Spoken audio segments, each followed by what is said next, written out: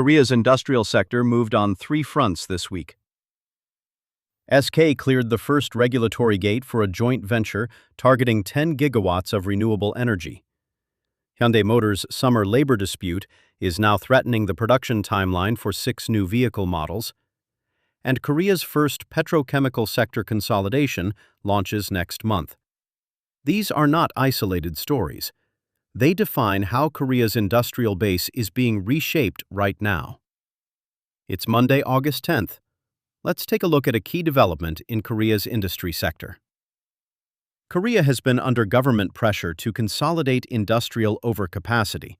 The petrochemical sector was identified as the first priority for court-supervised restructuring. Simultaneously, clean energy policy has opened a regulatory window for large-scale renewable joint ventures, provided they can clear competitive review. These structural shifts are arriving as corporate labor negotiations intensify, putting operational continuity at the country's largest automaker in question. Here's what the numbers show. SK's new renewable energy joint venture, 51% SK, 49% KKR, launches with 1.7 gigawatts of installed capacity in 2026, targeting a build-out to 10 gigawatts by 2031 across solar, wind, and battery storage assets. The joint venture cleared its first regulatory review gate this week, the condition required to begin capital deployment. The 1.7 gigawatt initial phase represents the largest single clean energy platform launch in Korea this year. Korea Business Federation's new startup program matches 100 early-stage teams with 12 major conglomerate members, targeting AI, robotics, and next-generation technology sectors for mentorship and IR access. Hyundai Motor's union conducted 4-hour partial strikes on multiple days in late July, targeting 6 new vehicle model production lines and creating scheduling risk for the Q3 to Q4 launch calendar. Samsung Electronics is co-developing a heat pump system rated for below -30 degrees Celsius in partnership with a U.S. National Research Institute, targeting large-scale commercial and industrial heating applications in extreme cold environments. Korea's first petrochemical sector consolidation, combining Lotte Chemical and HD Hyundai's Daesan complex, launches next month, establishing the precedent for further capacity rationalization across the sector. So what does this mean for supply chain and industry analysts?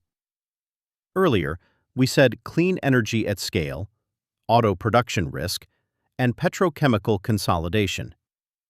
Here's what that actually means for you.